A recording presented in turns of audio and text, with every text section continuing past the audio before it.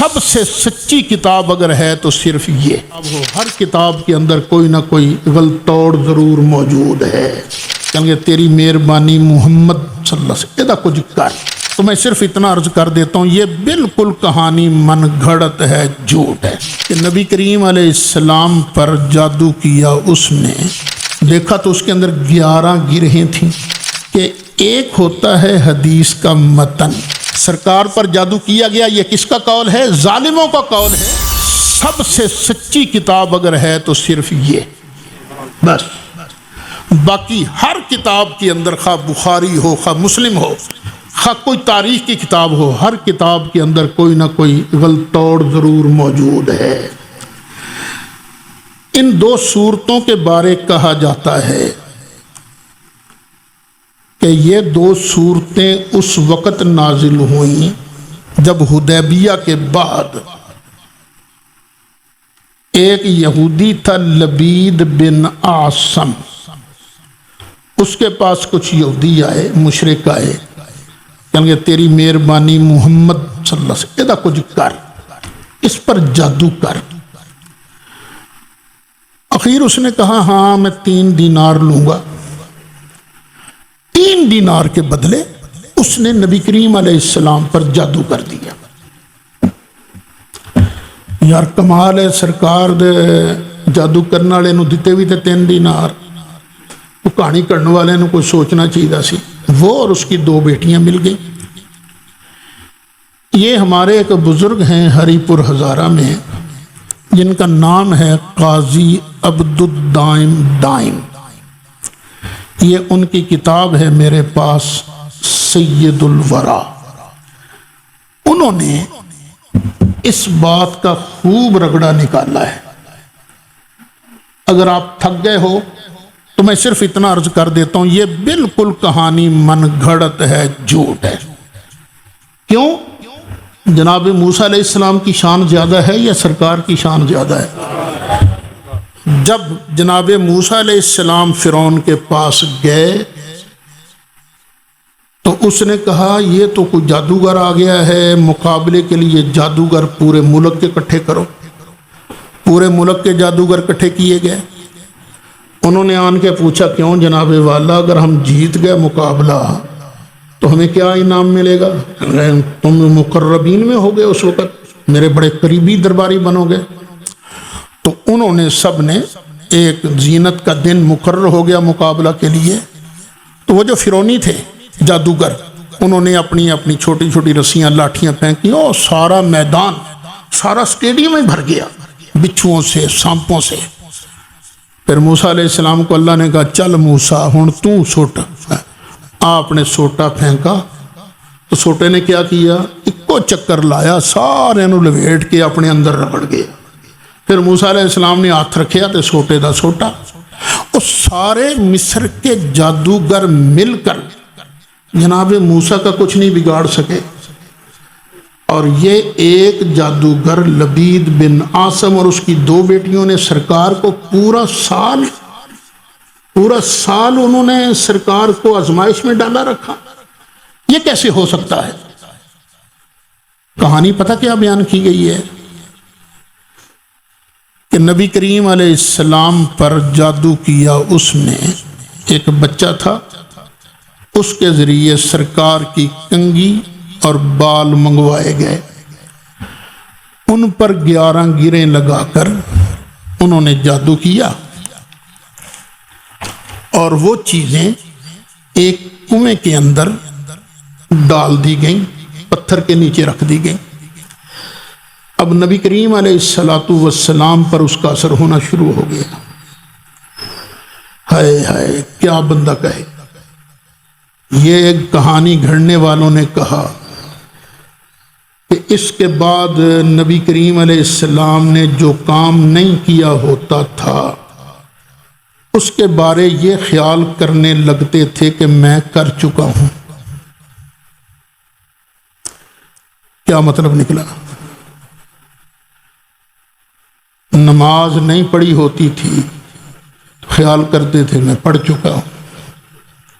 پھر تو یہ بھی لازم آئے گا نا کہ وہی آتی تھی سرکار نے بیان نہیں کی ہوتی تھی، سرکار سمجھتے تھے میں بیان کر چکا ہوں۔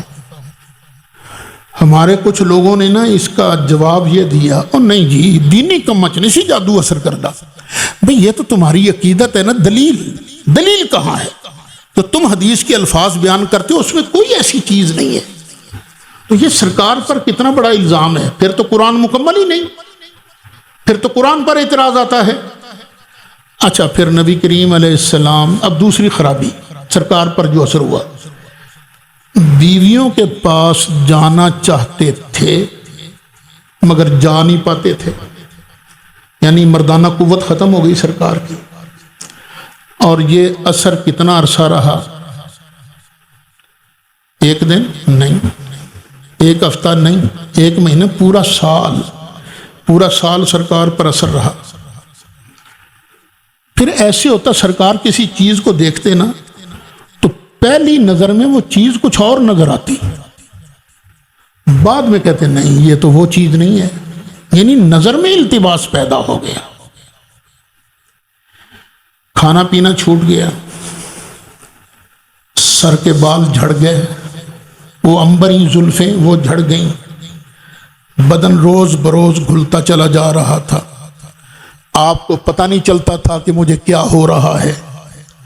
صحابہ کرام سرکار کی عیادت کے لیے آنے لگے، اور یہ حالت پورا سال رہی نبی کریم علیہ السلام پر۔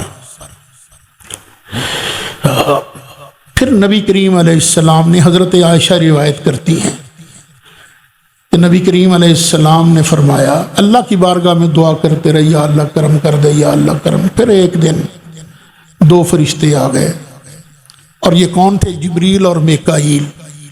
ایک سر کی طرف کھڑا ہو گیا، دوسرا نبی کریم علیہ السلام کے قدموں کی طرف کھڑا ہو گیا۔ ایک پوچھنے لگا دوسرے سے، انہیں کیا ہوا ہے؟ دوسرے نے جواب دیا، ان پر جادو کیا گیا ہے۔ وہ کس نے کیا ہے جادو؟ لبید بن عاصم یہودی نے۔ کس چیز میں؟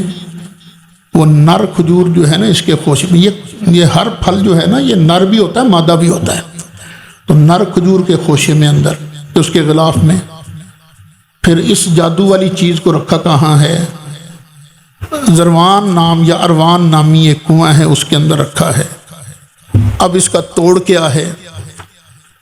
توڑ یہ ہے کہ کنویں کا پانی نکالا جائے، پتھر ہٹا کر جادو والا خوشہ باہر نکال دیا جائے۔ یہ مکالمہ ختم ہوا، فرشتے چلے گئے۔ اس کے بعد نبی کریم علیہ السلام نے حضرت علی کو، حضرت عمار کو، حضرت زبیر کو بلایا، اور بعض روایات میں آتا ہے زہیر بن ایاس زرقی اور قیس بن محسن زرقی، ان کو بلایا، اور اس کو بنی زریق، ان کے باغ میں واقع یہ جو زروان نامی کنواں تھا نا، وہاں بھیجا، جادو والی چیزیں نکالنے کے لیے بھیجا۔ بعد میں نبی کریم علیہ السلام خود اس جگہ تشریف لے گئے، اور واپسی پر حضرت عائشہ صدیقہ کو بتایا کہ یہ اس کنویں کا پانی ایسا تھا جیسے اس کے اندر مہندی گھولی گئی ہو، اور اس کے درخت، اس کے کنویں کے اوپر درخت تھے، یہ ایسے کریہ المنظر تھے جیسے شیطان کے سر ہوں۔ یہ سرکار نے آن کے حضرت عائشہ کو فرمایا۔ اب سرکار نے کچھ بندوں کو کنویں کے اندر اتارا، انہوں نے پتھر اٹھایا تو ایک مومی پتلا تھا، اس کے اندر سوئیاں بھی تھیں، سوئیاں گاڑی گئی تھیں، اور اس میں کچھ بال بھی تھے، کنگھی کے دانے بھی تھے۔ اب یہ دو صورتیں نازل ہوئیں، دیکھا تو اس کے اندر 11 گرہیں تھیں۔ اللہ نے فرمایا محبوبہ یہ ایک ایک آیت پڑھتے جاؤ، پھونک مارتے جاؤ، گرہ کھولتے جاؤ۔ گرہ کھلتی گئی، 11 کی 11 گرہیں کھل گئیں۔ نتیجہ کیا نکلا؟ سرکار اچھے بھلے ہو گئے۔ یہ کہانی ساری بیان کی جاتی ہے۔ اب میں اختصار کے ساتھ بیان کرتا ہوں کہ ایک ہوتا ہے حدیث کا متن، اور ایک ہوتی ہے حدیث کی سند۔ ان دونوں کو بعد میں دیکھا جاتا ہے پہلے قرآن کو دیکھا جاتا ہے۔ خود نبی کریم علیہ السلام نے فرمایا میرے بعد تمہیں حدیثیں بہت سنائی جائیں گی، پر اتنی دیر تک حدیث کو حدیث نہ ماننا جتنی دیر تک تم قرآن پر اسے پیش نہیں کر لیتے۔ اگر قرآن کے مطابق ہو تو مان لینا، اگر قرآن کے مطابق ہو تو مت ماننا۔ تو اب اسے قرآن پر پیش کرتے ہیں۔ اللہ فرماتا قال الظالمون ان تتبعون الا رجلا مسحورا، ظالموں نے کہا تھا اور تم تو اس کی پیروی کرتے ہو جس پر جادو کیا گیا ہے۔ سرکار پر جادو کیا گیا، یہ کس کا قول ہے؟ ظالموں کا قول ہے، یہ منصفوں کا قول نہیں ہے۔ یہ تو ہے قرآن کے مقابلے کی بات کہ قرآن کے مقابلے میں اس کی نئی حیثیت نہیں ہے وہ۔ پھر دوسرا اس کے اندر راوی ہے، ایک بڑا مشہور راوی ہے جس کا نام ہے سفیان بن عیینہ۔ یہ بہت پکا راوی تھا، بڑا صحیح راوی تھا، لیکن یہ چیزیں بھول بھی جایا کرتا تھا، غلطی بھی کر جایا کرتا تھا۔ 300 حدیثیں بیان کی انہوں نے، تو 20 ان میں غلط تھی، تو 300 میں غلطیاں کتنی نکلی؟ 20۔ تو ہو سکتا ہے یہ بھی اسی غلطی میں ہو۔ چلو وہ تو ہوا نا سفیان بن عیینہ۔ اب نیچے کا ایک راوی ہے جس کا نام ہے ہشام، یہ بیٹا ہے عروہ کا، عروہ بن زبیر، اور عروہ بھانجے ہیں حضرت عائشہ کے۔ عروہ نے یہ حدیث بیان کی ہے، سینکڑوں شاگرد ہیں عروہ کے، لیکن یہ جادو والی کہانی سوائے ہشام کے اور کوئی شاگرد بیان نہیں کرتا۔ کیا عروہ نے اپنے اس بیٹے ہشام کے کان میں یہ بات کی تھی کہ پتر حدیث ہیں جی؟ اس کے اتنے شاگرد تھے، 6 خاندان کے شاگرد اس کے اندر موجود تھے، 4 بیٹے تھے، ایک بھتیجا تھا، ایک پوتا تھا۔ ان میں صرف ہشام یہ روایت بیان کرتا ہے اور کوئی راوی یہ روایت بیان نہیں کرتا۔ اور یہ جو ہشام صاحب ہیں یہ بھی غلطیاں بہت کر جایا کرتے تھے۔ اچھا، پھر اس کی غلطی کا اندازہ اس بات سے لگائیے کہ بخاری کے اندر یہ 2 حدیثیں ہیں اوپر تلے۔